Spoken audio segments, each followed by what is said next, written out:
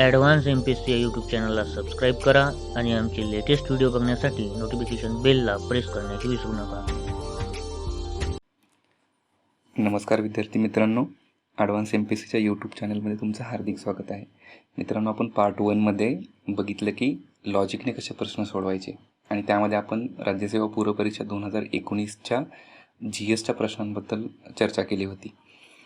आज मी तुमच्यासाठी घेऊन आलो आहे 2018च्या राज्यसेवा पूर्व परीक्षेचे GSचे प्रश्न आणि आज पण आपण सेम लॉजिकने प्रश्न सोडवणार आहोत. त्यामुळे हा व्हिडिओ शेवटपर्यंत काळजीपूर्वक बघा की आपण कसे लॉजिकने प्रश्न सोडवतो. चला प्रश्नाने सुरुवात करूया.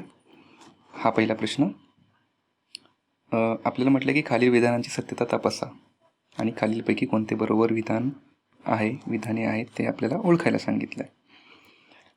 आता बघा, विधान अ काय म्हणतं, पृथ्वी 24 तासांमध्ये 360 रेखांश फिरते. पृथ्वी आपली गोल आहे. पृथ्वी गोल आहे. एक्झॅक्ट गोल नाही काढली आम्ही, पण कन्सिडर करा की पृथ्वी 360 रेखांश फिरते. कुठल्याही सर्कलचं 360 डिग्री हेच माप असतं. त्यामुळे पृथ्वी आपली 360 रेखांशमध्ये फिरते. हे रेखांश रेषा असतात आणि 24 तासात फिरते हे तुम्हाला माहिती आहे. आणि ही पृथ्वी पूर्ण गोल आहे, त्यामुळे 24 तासात फिरते 360. हे विधान बरोबर येतं. मग एक कॉमन लॉजिक आहे की एक सर्कलला म्हणजे एका पॉईंटवरून परत त्याच पॉईंटला, समजा या पॉईंटवरून सुरुवात केली तर पूर्ण असं पाठीमागून राऊंड मारून येण्यासाठी 24 तास लागतात. ठीक आहे. आता दुसरं स्टेटमेंट बघा, प्रत्येक रेखावृत्त ओलांडण्यास पृथ्वीला 4 मिनिटांचा कालावधी लागतो. आता हे काढण्यासाठी आपल्याला एक कॉमन सेन्स लागतो, थोडंसं कॅल्क्युलेशन लागतं. आता इथं बघा, 360 डिग्री 24 तासात फिरते, मग भागिले 24 केले तर एका तासामध्ये किती फिरेल, किती डिग्री फिरेल बघा, कॅल्क्युलेशन करा. 15 डिग्री. ठीक आहे, 15 डिग्री एका तासात फिरते. मग एका तासामध्ये किती सेकंद असतात, एका तासामध्ये किती मिनटं असतात, 60 मिनटं. मग हे 60 मिनटांमध्ये ती किती फिरते, 15 डिग्री. मग आपल्याला मिनटांचं काढता येईल का, एका मिनटाला किती फिरते. तर मग आपण समजा 60ला 15ने भागिलं, 60ला आपण 15ने भागितलं तर किती येईल, 60ला जर आपण 15ने भागिलं तर किती येईल, 4. म्हणजे 4 मिनिटांना 1 डिग्री होईल, बरोबर ना. 60 मिनिटांना 4ने भागितलं म्हणजे किती येईल, 1 डिग्री हे 4 मिनिटाला येईल. आणि हेच बघा, आपल्याला सेकंड स्टेटमेंटमध्ये काय म्हणलं आहे की प्रत्येक रेखावृत्त म्हणजे प्रत्येक ही अशी एक लाईन क्रॉस करण्याला पृथ्वीला 4 मिनिटांचा कालावधी लागतो. म्हणजे हे स्टेटमेंट आपलं बरोबर आहे. इथं कॉमन लॉजिक आहे. तुम्हाला फक्त सर्कलला पूर्ण राऊंड मारायला किती वेळ लागतो किंवा किती, इथं आपल्याला दिले 24 तास, त्यामुळे हे बेसिक नॉलेज असणं महत्त्वाचं आहे. चला आपण नेक्स्ट क्वेश्चन बघूया. नेक्स्ट क्वेश्चनमध्ये आपल्याला दिलं आहे विधाने आणि त्याचं कारण दिलं आहे. विधानांमध्ये बघा, आपल्याला सांगितलं, पहिलं विधान दिलं आहे की विषुववृत्त प्रदेशामध्ये सागराची क्षारता कमी असते. आता तुम्हाला अजून एक इथं बेसिक माहिती पाहिजे. बेसिक तुम्हाला लॉजिक माहीत असलं की संपला विषय, तुम्हाला हे आन्सर येणार. आता बघा, ही पृथ्वी आहे आपली. अगेन हा गोल एक्झॅक्ट नाही आहे, पण तुम्ही कन्सिडर करा की ही पृथ्वी आहे. विषुववृत्तामधून जातं पृथ्वीच्या, आणि विषुववृत्त प्रदेशामध्ये खूप पाऊस होतो इथं, हे तर तुम्हाला माहिती असेल. आणि विषुववृत्तीय प्रदेशात जनरली आपण जर पृथ्वीचं बघितलं तर समुद्र बऱ्याच ठिकाणी आहे कंटिन्युअस विषुववृत्तामध्ये. काही ठिकाणी विषुववृत्त हे खंडामधून पण जातं, जसं आफ्रिका असेल, दक्षिण अमेरिका असेल. तर बघा, विषुववृत्तीय प्रदेशामध्ये सागराची क्षारता कमी असं का म्हटलं आहे.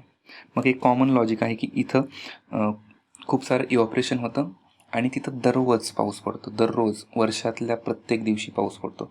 मग एक विचार करा, जिथं क्षारता जास्त आहे, ह्या भागामध्ये क्षारता जास्त आहे, पण तिथं इव्हॉपरेशन होते आणि पाऊस सारखा पडतो आहे, त्यामुळे क्षारता कशी जास्त असेल का, नसेल. ह्या बाजूच्या भागामध्ये क्षारता जास्त आहे, त्यामुळे जिथे सारखा पाऊस पडतो, कंटिन्युअस पाऊस असतो, तिथं क्षारता जास्त असण्याचं कारणच नाही. त्यामुळे हे विधान जे येते ते बरोबर येते. पण आता आपल्याला काय म्हटलं की प्रश्नामध्येच विचारले की त्याचे कारण आहे, पण कारण आहे का नक्की, ह्याची सत्यता आपल्याला तपासावी लागेल ना. चला बघूया, नक्की त्याचं कारण आहे का अचं. पहिलं विधान तर आपलं बरोबर आलं आहे. आता बघा, विषुवतीय प्रदेश, अतिपर्जन्यमान, अभ्राच्छादित आकाश आणि आर्द्रता ही वैशिष्ट्ये असलेला आहे. जसं मी मगाशी म्हणलं की विषुवतीय प्रदेशात पाऊस जास्त पडतो. मग नेहमी असा जेव्हा प्रश्न येतो ना, तेव्हा वरील विधानाचा विचार करायचा आणि वरील विधानाचं स्पष्टीकरण देणारं किंवा त्याचं कारण असणारं आहे का, हे कारण तुम्ही स्वतः त्याला विचारायचं. आता समजा बघा की विषुवतीय प्रदेशामध्ये सागराची क्षारता कमी आहे, कारण तिथं जास्त पाऊस असतो. आभ्राच्छादित आकाश म्हणजे काय की ढगाळ वातावरण असतं. नंतर आर्द्रता जास्त, ह्युमिडिटी जास्त असते. म्हणजे हे कारण विधान अला सॅटिस्फाय करते. म्हणून अ आणि र ही दोन्ही सत्य आहेत. कारण जर दोन्हीपैकी एक चुकीचं असतं तर हे विधान अ किंवा कारण ते बरोबर नसतं. आणि दुसरं काय की र हे अचे बिनचूक स्पष्टीकरण आहे. कारण हे जर स्पष्टीकरण नसतं तर हे क्षारता कमी असण्याचं विधानच करता नसतं आलं, कारण तिथं पाऊस पडतोय. म्हणजे एकच बेसिक तुम्हाला माहिती आहे की तिथं पाऊस पडतोय हे समजलं की बस तुमचं उत्तर एक आलंच. आपण पुढचा प्रश्न बघू. सेम हा भूगोलचा प्रश्न आहे. बघा, प्रश्नामध्ये काय म्हणलं आहे की खालीलपैकी योग्य विधाने ओळखा. योग्य विधानांसाठी आपल्याला पहिलं विधान दिलं आहे अ, सागरी क्षेत्रात समताप रेषा एकमेकीस व अक्षवृत्तास जवळजवळ समांतर असतात. आता सागरी क्षेत्र म्हणजे पहिल्यांदा तुम्हाला समताप रेषा माहिती पाहिजे, नक्की कन्सेप्ट काय आहे ते एकदा समजलं की संपलं. म्हणजे नावातच आहे समताप रेषा. सम म्हणजे काय, एका लाईनमध्ये म्हणजे सम, आणि तापरेषा म्हणजे काय, ह्या लाईनवर तापमान समान आहे. म्हणजे ह्या पॉईंटला पण तापमान समान असेल, इथे पण तापमान समान असेल, इथे पण समान असेल. तर आपल्याला कुठे म्हणलं हे की सागरी क्षेत्रात. मग कन्सिडर करा की सागरी क्षेत्र समजा इथे मी इंडियाचा मॅप थोडासा ड्रॉ करतो, स्केलमध्ये नसेल पण एक अंदाज येण्यासाठी. हा आफ्रिका आणि हा आपला इंडियन ओशन आहे, हिंदी महासागर, अरबी सागर. आता बघा, एक कन्सेप्ट तुम्हाला नक्की म्हणजे याच्या आधी माहिती असेल की जमीन लवकर तापते आणि लवकर थंड पण होते. समुद्र उशिराने तापतो आणि उशिरा थंड होतो. हे माहिती असलं की बस प्रश्न मिटला. मग बघा, समतापरेषा एकमेकीस समांतर. आता बघा, सागरी क्षेत्रामध्ये इथं जमिनीचा भाग नसल्यामुळे काय होईल की ह्या पूर्ण भागाचं तापमान समान असेल, कारण पाणी समान तापेल. आणि दुसरी गोष्ट, अक्षवृत्तास जवळजवळ समांतर असतात. आता बघा, हा पण सागरी भाग आहे आणि अक्षवृत्त आपले कसे आहेत, अक्षवृत्त कसे असतात, ही जर पृथ्वी असेल, 1 सेकंड, आपली ही जर पृथ्वी असेल तर अक्षवृत्त असे असतात. ठीक आहे. मग मी इथं म्हटल्याप्रमाणे हा सागरी भाग आहे, तर इथलं तापमान सेम आहे, इथलं आहे, तर त्या अक्षवृत्त समान येतील की नाही, समांतर असतील की नाही, म्हणजे जवळजवळ समांतरच असतील, कारण ते पाण्याचं तापमान समान आहे. त्यामुळे विधान अ आपलं बरोबर येतं. आता दुसरं बघा, त्याचं कारण नक्की हेच आहे का, आपण तपासून बघू. जर मी म्हटलं की सागरी क्षेत्रात समताप रेषा एकमेकीस व अक्षवृत्तास जवळजवळ समांतर आहेत, समांतर जातात, कारण सागरी स्थानाचे तापमान उंचीच्या परिणामापासून मुक्त असते. बरोबर, कारण उंचीच्या परिणामापासून मुक्त असते. जर इथे या क्षेत्रामध्ये जर एखादं उंचीचं काही नसेलच, जनरली उंची कुठं असते, या भागात म्हणजे आपल्या जमिनीवर असते, डोंगर रांगा असतात, टेकड्या असतात.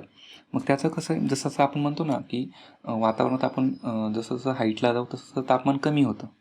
पण इथे काय, इथे उंची आहे का कुठे, समान आहे ना, समुद्र हा समान आहे, फ्लॅट आहे. त्यामुळे काय की उंचीला जाण्याचा जो इफेक्ट होत असतो, वर गेल्यावर जो इफेक्ट होत असतो, तो इफेक्ट इथे समुद्रात होणारच नाही. म्हणून म्हणजे समताप रेषा एकमेकीस व अक्षवृत्त जवळजवळ समांतर आहेत, कारण सागरी स्थानाचे तापमान उंचीच्या परिणामापासून मुक्त असते. बरोबर, कारण तिथं जमीनच नाही समुद्रामध्ये. म्हणून आपलं उत्तर काय येईल, अ व र दोन्ही बरोबर आहेत आणि र हे अचे अचूक स्पष्टीकरण.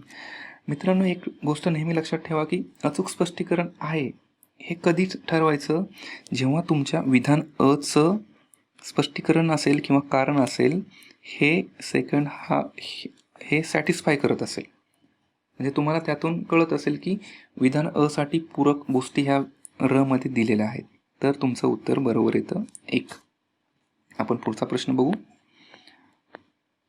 बघा, हा थोडासा एन्व्हायरमेंटच्या संबंधित प्रश्न आहे. बघा प्रश्नामध्ये काय म्हणलं आहे की खालीलपैकी कोणत्या मानवी परिणामांमुळे जागतिक हवामानात बदल होते. प्रश्नामधला कीवर्ड कधी पण हायलाईट करायचा पहिल्यांदा, की कोणत्या मानवी परिणामांमुळे. मानवी परिणामांमुळे कळलं तुम्हाला की बस तुमचं उत्तर निघलं. इथं भले मग काही स्टेटमेंट देऊ द्या. बघा, मानवी परिणामांमुळे काय होतं आहे, हवामान बदल होत आहे. तर मग मानवी परिणाम कुठले? बघा, पहिलं काय म्हणतं आहे, 8,000 वर्षापासून होणारी जंगलतोड. होणारी जंगलतोड म्हणले, जंगलाची आपोआप जंगलतोड होते कधी? नॅचरली झाड वाळतं, त्याचे पाने गळतात किंवा नवीन झाडे येतात. पण जंगलतोड होते का? नाही होत. म्हणजे जंगलतोड कोण करतं? मानव करतो. ठीक आहे. आणि त्याचा परिणाम काय होईल? हवामानामध्ये बदल होईल, तापमान वाढेल जमिनीचं. दुसरी गोष्ट बघा आता, आग आणि अतिचरण.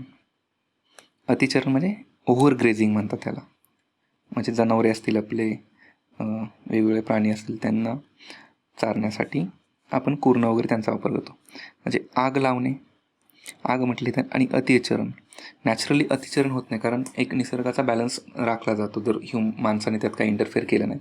पण इथे अतिचरण शब्द वापरले, यांचा वापर म्हणजे हे पण मानवानेच केलं आहे, हे पण मानवाने केलं आहे.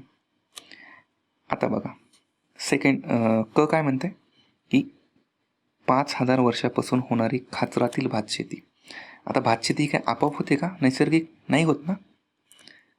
5,000 वर्षापासून होणारी भातशेती. आता भातशेतीमुळे काय होतं हे माहिती आहे का तुम्हाला? बेसिक की भातशेतीतून मिथेन वायूचं खूप साऱ्या मोठ्या प्रमाणात वातावरणात मिथेन वायू सोडला जातो आणि त्यामुळे हवामानात बदल होतो. आता बघा, पहिले 3 आपण बघितलेत, अबक. आणि अबक ह्या पहिल्या 3ही ऑप्शनमध्ये आहेत का? बघा, या 3ही ऑप्शनमध्ये अबक नाहीत. मग आपल्यासाठी 4 ऑप्शन येतो. आणि चौथा ऑप्शन तर ड काय म्हणते, औद्योगिक क्रांती. हे मानवाने केले, म्हणजे उद्योग धंदे उभारले, त्यातून होणारं प्रदूषण असेल, वेगवेगळ्या प्रकारचं हवेमध्ये वायू सोडले जातील, म्हणजे हवेचं प्रदूषण, पाण्याचं प्रदूषण, त्यामुळे जागतिक हवामानात बदल होतो. म्हणजे किती सिम्पल आहे. इथं फक्त तुम्हाला ॲप्लिकेशन करायचं आहे, आपलं उत्तर लगेच निघतं. तर इथं ऑप्शन 4 हे आपलं उत्तर असेल. आता बघ पुढचा प्रश्न, हा अर्थव्यवस्थेच्या संदर्भात आहे आणि हा खूप महत्त्वाचा आहे. इथे बऱ्याच वेळा कळत नाही नक्की की काय प्रश्न विचारला, आणि हा प्रश्न रिपीट होतो. प्रश्नामध्ये बघा काय म्हटलं आहे की किंमत वाढीस कारणीभूत असणारा पुढीलपैकी कोणता घटक पुरवठाजन्य नाही. कुठला? सप्लाय साईड फॅक्टर नाही असं म्हटलं आहे. नक्की सप्लाय साईड फॅक्टर का कोणता नाही? किंमत वाढीस कारणीभूत होतो असा. मग 1 बाय 1 तुम्ही फक्त इथे ॲप्लिकेशन करायचं आहे. ॲप्लिकेशन केलं की तुमचं उत्तर 100% निघतं. आता बघा, निर्यात वाढ. निर्यात वाढ कधी होईल? समजा शेती आहे आणि शेतीमध्ये फक्त एवढंच उत्पन्न होतं आहे एका वर्षी, पण दुसऱ्या वर्षी एवढं उत्पन्न झालं, कारण त्याला बाजारभाव आहे त्या उत्पन्नासाठी. मग उत्पन्न जास्त झालं की काय होईल? आपल्या देशातून माल हा दुसऱ्या देशात जाईल, म्हणजे काय होईल? निर्यात वाढ होईल. मग हा कुठून झाला? शेतीमधून मालाचा सप्लाय होतो ना, म्हणजे पुरवठा होतो ना, म्हणजे निर्यात वाढ झाली आणि किंमत वाढली, म्हणजे हा कुठला? पुरवठाजन्य. जिथून पुरवठा झाला तरच निर्यात वाढ होईल आणि त्यामुळे किमती वाढतील. आता दुसरा ऑप्शन बघा, साठा. आता साठा कधी कधी काय होतं, गोदाम असतो किंवा शेतकऱ्याकडं शेतकरी साठवणूक करतो, किंवा कधी कधी काय होतं, आर्टिफिशियल व्यापारी लोक हे कृत्रिमरित्या साठा करतात आणि जेव्हा मार्केटमध्ये चलनवाढ होईल तेव्हा तो साठा बाहेर काढतात. म्हणजे साठा केला व्यापाऱ्यांनी, साठा केला तर लगेच किंमत वाढेल, कारण बाजारामध्ये तुटवडा पडेल. म्हणजे हा पण पुरवठा, जर पुरवठाच झाला नाही मार्केटमध्ये, साठा करून ठेवला तर किंमत वाढणार. म्हणजे ब पण येणार नाही, अ पण येणार नाही. मग ब आणि अ असणारे ऑप्शन कट करा, म्हणजे 1 नंबरचा ऑप्शन गेला. आता 3 नंबरचा बघा. 3 नंबरच्या आधी मी म्हणेल 4 नंबर बघा पहिला, दुष्काळ. आता दुष्काळ जर पडला, समजा एखाद्या वर्षी पाऊसच नाही आला, म्हणजे जे काय उत्पन्न होतं एवढं, ते उत्पन्न होईल का? काहीतरी उत्पन्नावर परिणाम होईल ना. मग उत्पन्न फक्त एवढंच झालं, उत्पन्न एवढंच झालं तर काय होईल, एवढ्या मालाला आदल्या वर्षी जेवढी डिमांड होती तर एवढ्या छोट्या मालाला होईल. म्हणजे दुष्काळ पडला म्हणून शेतीमधनं सप्लाय होईल का? सप्लाय कमी होईल ना. मग सप्लाय कमी झाला तर किमती वाढतील, लोकांची जास्त मागणी होईल, प्रत्येकाला वाटेल की मला माल हवा आहे. त्यामुळे हा ऑप्शन पण पुरवठ्याच्या साईडने, कारण शेतीतूनच पुरवठा होणार आहे मालाचा. म्हणून ड जिथे आहे ते बघा, ड आपला ऑप्शन गेला, ड येणार नाही. मग आता क उरला एकच चौथा ऑप्शन क. आता तो कसा थोडंसं बघूया. पत निर्मितीत वाढ कोण करतं? एक तर शासन करतं किंवा RBI करतं. RBI आणि शासन. कारण RBIने जर CRR आणि SLRचे रेट्स कमी केले तर मार्केटमध्ये पैसा जास्त येईल, किंवा शासनाने टॅक्सचे रेट कमी केले किंवा व्याजदर कमी वाढवला, त्यानुसार पतनिर्मिती होईल. जर व्याजदर कमी केले तर पतनिर्मिती जास्त होईल. म्हणून काय होईल, हा सप्लायजन्य असेल का? तो पुरवठाजन्य नाही. कारण सप्लाय कोण करतं आहे का? कारण तो मार्केट स्टेबल केलं जाते. त्यामुळे ऑप्शन आपला 4 येतो उत्तर. ठीक आहे. आता आपण पुढचा प्रश्न बघू. हा पण इकॉनॉमीशी संबंधित प्रश्न आहे आणि हा प्रश्न खूप सोपा आहे. असे प्रश्न जनरली आपल्याला योजना कोणत्या कशासाठी आहेत वगैरे माहिती नसलं तरी तुम्हाला उत्तर काढता येतं. फक्त तुम्हाला कॉमन सेन्स वापरायचा आहे. कॉमन सेन्स कसा बघा. भारत सरकारने पुढीलपैकी कोणते कार्यक्रम सामाजिक सुरक्षा उद्देशाने सुरू केले आहेत? मित्रांनो, आपण अभ्यास करतो, आपल्याला सर्व माहिती असतं, योजना आल्यात वेगवेगळ्या, पण योजनांचं डिटेल माहिती नसतं आणि त्यामुळे आपल्याला वाटतं की ह्या योजनेमधले जे काय घटक दिलेत ते आपल्याला माहिती नाही, त्यामुळे आपला प्रश्न चुकेल. पहिलं बघा, आम आदमी विमा योजना आपल्याला माहिती असतं की आहे योजना. राष्ट्रीय स्वास्थ्य विमा योजना पण माहिती आहे आणि सामाजिक सहाय्य कार्यक्रम पण माहिती आहे, राष्ट्रीय सामाजिक सहाय्य कार्यक्रम. पण प्रश्नामध्ये काय म्हटलं की सामाजिक सुरक्षा ह्या उद्देशाने. मग एक कॉमन सेन्स जनरल लॉजिक लावायचं की सामाजिक सुरक्षा म्हणजे काय, की समाजामध्ये व्यक्तीला वावरताना एक सुरक्षा असेल की वाटेल की मी सेफ आहे किंवा मला जगण्यासाठी गोष्टी अवेलेबल आहेत, त्यामुळे मी जगू शकतो व्यवस्थित. आता बघा, सामान्य माणसं आहेत, आम आदमी, त्यांना विमा संरक्षण दिलं तर जरी समजा काही अपघात झाला किंवा काही गोष्टींची आपत्ती आली तर त्यांना काय मिळेल, त्यातून सुरक्षा मिळेल. त्यामुळे बरोबर येईल. आता बघा, राष्ट्रीय स्वास्थ्य विमा, सेम इथं पण लॉजिक लावा. जर एखाद्या व्यक्तीचं स्वास्थ्य बिघडलं पण त्या व्यक्तीला विमा आहे, त्यामुळे विमा कवच आहे. जरी त्या व्यक्तीकडे पैसे नसले तरी पण ते हॉस्पिटलच्या सुविधा विमा असल्यामुळे घेता येतील, त्यामुळे सुरक्षित असेल ती व्यक्ती. आता राष्ट्रीय सामाजिक सहाय्य कार्यक्रम, नावातच सामाजिक आहे आणि सहाय्य आहे.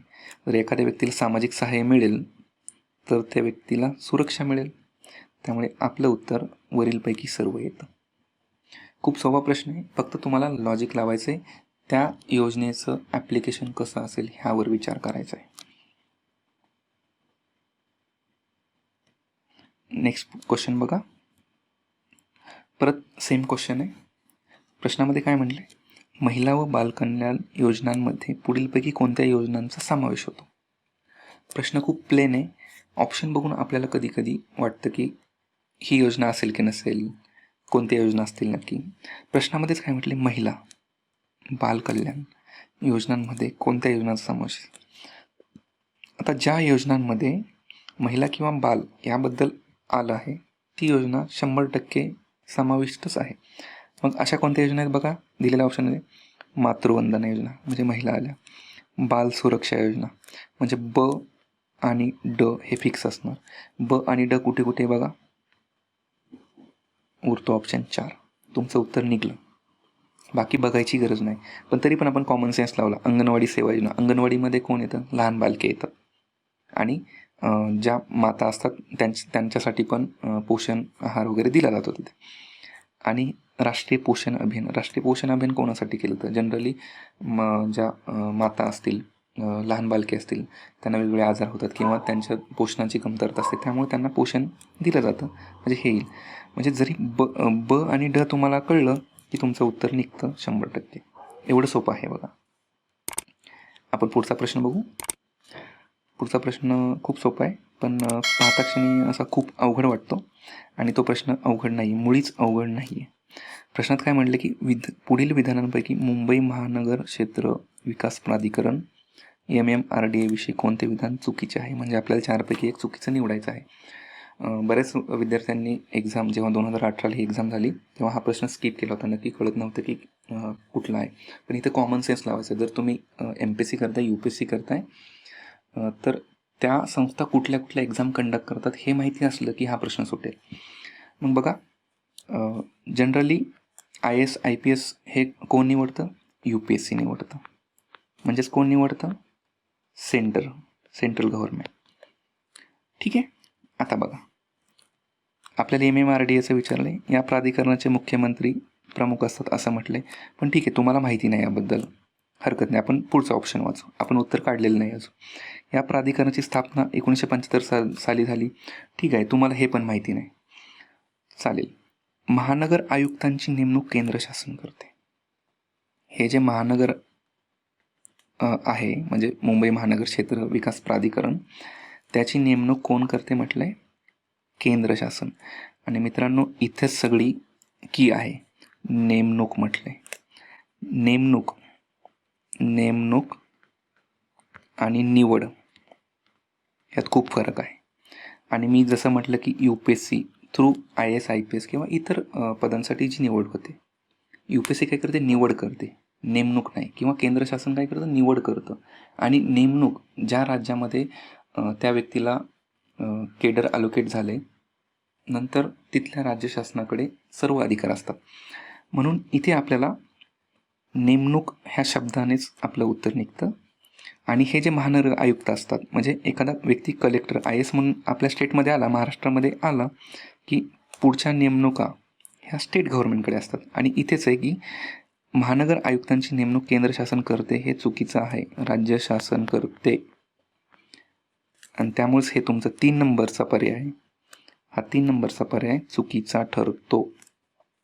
आणि आपलं उत्तर येतं 3च, हा 3 नंबरचा ऑप्शन. एवढं सोपं आहे मित्रांनो. चला पुढचा प्रश्न बघू. 84 नंबरचा. मी मुद्दामून हा प्रश्न इंग्लिशमध्ये आणि मराठीमध्ये पण घेतला आहे, कारण इंग्लिशमध्येच उत्तर निघतं आपलं या प्रश्नाचं. आता बघा, प्रश्न नीट वाचा. आपल्याला प्रश्नामध्ये म्हणलं आहे की भारत शासनाचा भारत नेट हा महत्त्वपूर्ण कार्यक्रम कशाशी संबंधित आहे, म्हणजे डॅशशी संबंधित आहे. इंग्लिशमध्ये वाचा. Bharat net is a flagship programme of the government. मित्रांनो, तुम्हाला इथं फ्लॅगशिपचा अर्थ कळला की तुमचं उत्तर निघलं. भले भारत नेटबद्दल कधी सुरू झाला आहे किंवा कुठे नक्की कुणासाठी दिल्या वगैरे माहिती असण्याची गरज नाही. फ्लॅगशिप म्हणजे काय असतं की आपलं समजा हा भारत आहे, मॅप चुकेल पण एक प्रतिकात्मक म्हणून देतो की पूर्ण देशासाठी लागू होणारी स्कीम असेल, प्रोग्राम असेल आणि पूर्ण देशाचं आपला विकास होईल, अशा प्रोग्रॅमला फ्लॅगशिप प्रोग्राम म्हणतात. आणि हे तुम्हाला माहिती असलं की तुमचं उत्तर निघलं, भले ऑप्शन कसे पण देऊ द्या. आता बघा, ऑप्शनमध्ये मग कसं दिलं आहे? पहिलं, भारतातील ग्रामीण आणि सुदूर भागांमध्ये ब्रॉडबँड सेवा पुरवणे असू शकतं, कारण ग्रामीण भागाचा विकास नाही झालेला, रिमोट एरियामध्ये सुविधा पोचल्या नाहीत आणि ब्रॉडबँड वगैरे कारण कनेक्टिव्हिटीसाठी असू शकतं. पण आपल्याला एकच ऑप्शन निवडायचं ह्या 4 पैकी आणि आपल्याला जायचं आहे इलिमिनेशन मेथडने. मग बघा, आपण 2 नंबरचा ऑप्शन बघू. 2 नंबरच्या ऑप्शनमध्ये काय म्हणले? सर्व उच्च शैक्षणिक संस्थांना ब्रॉडबँड सेवा. आता हा ऑप्शन वाचला की इथं कळतं की लिमिटेशन आहे, म्हणजे फक्त सर्व उच्च शैक्षणिक संस्थाच आल्यात. आणि फ्लॅगशिप आपण इथं वाचले की फ्लॅगशिप प्रोग्राम आहे. भारत नेट हा काय? फ्लॅगशिप आहे. मग उच्च शैक्षणिक संस्थांना जर ब्रॉडबँड दिलं तर सर्वांचा विकास होईल का किंवा सर्वांपर्यंत पोचेल का? ते नाही ना. त्यामुळे हा ऑप्शन येणार नाही. 3 नंबरचा ऑप्शन वाचा. 3 नंबरच्या ऑप्शनमध्ये काय दिलं की सर्व रेल्वे स्टेशनवर ब्रॉडबँड सेवा. आता भारतामध्ये रेल्वे प्रत्येक ग्रामीण भागात किंवा इतर ठिकाणी पोचली का? नाही पोचली. तर इथे पण ब्रॉडबँड सेवा पुरवणे याच्याशी संबंधित नसू शकेल ते, कारण फ्लॅगशिप अगेन ह्या शब्दावर मी हायलाईट करेल जास्त. मग हे नाही होत. आता बघा, 4 नंबरचा ऑप्शन काय म्हणलं की सर्व सरकारी रुग्णालयात ब्रॉडबँड सेवा. हरकत नाही, सरकारी रुग्णालयात जरी ब्रॉडबँड दिलं तरी पण सर्वांपर्यंत पोचेल का ते? किंवा मला म्हणायचं की ह्या इतर ऑप्शन सारखाच हा ऑप्शन आहे. मग उरतो आपला एक ऑप्शन. मग एक ऑप्शन जेव्हा आपण ह्या इतर 300 पडताळला तर एक ऑप्शन असण्याची शक्यता जास्त आहे. कारण भारतामध्ये ग्रामीण क्षेत्र किती आहे? 2011च्या जनगणनेनुसार किती आहे?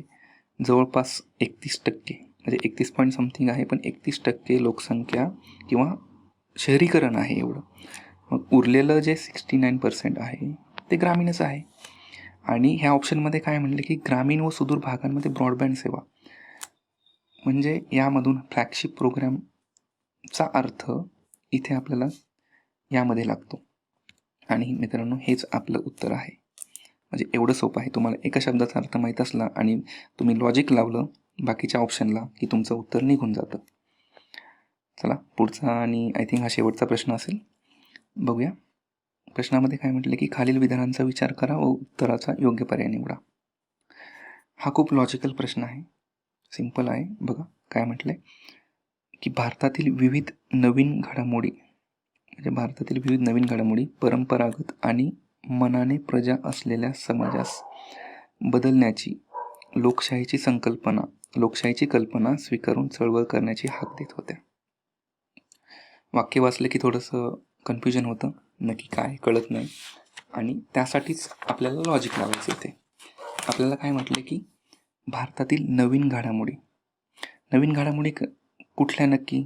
हा थोडासा इतिहास पॉलिटिशी रिलेटेड प्रश्न आहे. नवीन घडामोडी कधी घडल्या? म्हणजे जेव्हा ब्रिटिशांचं आपल्यावर राज्य होतं तेव्हा वेगवेगळ्या घडामोडी घडत होत्या. आणि परंपरागत म्हणजे ज्या परंपरेने चालत आल्यात आणि मनाने प्रजा असलेल्या, म्हणजे जो समाज आहे भारतामधला तो मनाने स्वतः की आपल्याला प्रजा मानत होता देशाची, त्या समाजास बदलण्याची लोकशाहीची कल्पना स्वीकारून चळवळ करण्याची हाक देत होते. म्हणजे ज्या नवीन घडामोडी घडल्यात, मग घडामोडी कोणत्या असतील, काय असतील हे बघूया आपण, ठीक आहे. पण स्वीकारून चळवळ करण्याची हाक देत होत्या, नक्की चळवळ करण्यासाठी प्रेरणा देत होत्या. आता हे स्टेटमेंट आपल्याला बरोबर येतं, कारण तशा घडामोडी घडल्यात आणि तशी प्रेरणा मिळाली म्हणून तर वेगवेगळ्या चळवळी घडल्या ना. बघा, हे कार्य कठीण व विस्मयकारक होते. आपण जर आपल्या स्वातंत्र्य लढ्याच्या गोष्टी बघितल्या किंवा त्या काळात जे डेव्हलपमेंट्स होत होत्या भारतामध्ये, तर ते सोपं काम नव्हतं. ते कठीण आणि विस्मयकारक होतं. मग आता आपल्याला पर्याय काय दिलेत हे महत्त्वाचं आहे. आता बघा, दोन्ही विधाने चुकीचे आहेत, हा ऑप्शन गेला. विधान ब इथं चुकीचं म्हटलंय, म्हणजे 4 नंबरचा ऑप्शन पण गेला. आता राहतो 1 आणि 3. आणि 1 आणि 3 मध्ये काय म्हणलंय बघा, दोन्ही विधाने बरोबर. आणि 1 नंबरच्या ऑप्शनमध्ये काय म्हणलंय की ब विधान ॲक्च्युली तर त्यांच्याकडून काना जास्त झालाय. ब विधान अचे योग्य स्पष्टीकरण आहे. आणि मी मगाशी म्हटल्याप्रमाणे जेव्हा कधी एखाद्या विधानाचे स्पष्टीकरण म्हटले जाते तेव्हा त्यांना प्रश्न करायचा की नक्की हे स्पष्टीकरण आहे का. तर बघा, ब हे अचे स्पष्टीकरण म्हटले आपण, म्हणजे अ एकदा वाचू आणि अला स्पष्ट करण्यासाठी ब हे सॅटिस्फाय होते का आपण पाहूया. आता बघा, परत एकदा वाचतो की ज्या नवीन घडामोडी घडत होत्या भारतातील विविध घडामोडी, त्या काय करत होत्या की परंपरागत आणि मनाने प्रजा असलेल्या समाजास बदलण्याची व लोकशाहीची कल्पना स्वीकारून चळवळ करण्याची हाक देत होत्या. आता याचं स्पष्टीकरण काय? हो, देत होत्या. आणि हे कार्य कठीण व विस्मयकारक होतं, कारण एवढ्या चळवळी घडवणं किंवा लोकशाहीची संकल्पना रुजवणं आणि परंपरागत ज्या गोष्टी आल्यात, जसं आपण सती प्रथा म्हणतो, ही पण परंपरेने आलेली होती, तर ते बदलणं सोपं होतं का? नव्हतं. म्हणजे चळवळीच्या हाक देत होत्या, पण हे कार्य कठीण आणि विस्मयकारक होते, हे आपल्याला स्पष्टीकरण वाचून कळतं. त्यामुळे विधान अ त्याचं उत्तर येतं. मित्रांनो, असे प्रश्न थोडेसे क्रिटिकल असतात, पण त्याला थोडं ॲप्लाइड बेसने किंवा थोडंसं एक इमॅजिनरी करून जर तुम्ही विचार केला तर त्याचं उत्तर नक्की येतं. मित्रांनो, लॉजिकने प्रश्नांचे उत्तर कसे काढायचे किंवा तुमचा बेसिक अभ्यासावर कसं उत्तर काढायचं हे आपण आजच्या ह्या पार्ट 2मध्ये बघितलं. मित्रांनो, आमचे यूट्यूब चॅनलला वेगवेगळे व्हिडिओ आहेतच, परंतु टेलिग्राम चॅनलवरती ॲडव्हान्स MPCचे वेगवेगळे चॅनल्स आहेत, सब्जेक्ट वाईज चॅनल आहे. आणि तिथं आयोगाच्या धर्तीवर प्रश्नांचं प्रॅक्टिस करण्यासाठी तिथं प्रश्न आम्ही दिलेले आहेत. तर तुम्ही नक्की आमचं टेलिग्राम चॅनल जॉईन करा. हा सेकंड पार्ट तुम्हाला कसा वाटला, लॉजिकने प्रश्नांचं उत्तर कसं काढायचं हे तुम्हाला कसं वाटलं ते कमेंट बॉक्समध्ये मला कमेंट करून नक्की सांगा. आणि हा व्हिडिओ तुम्हाला आवडल्यास लाईक करायला, शेअर करायला विसरू नका. आणि शेवटी जाता जाता ॲडव्हान्स MPSCच्या यूट्यूब चॅनलला सबस्क्राईब नक्की करा. थँक्यू.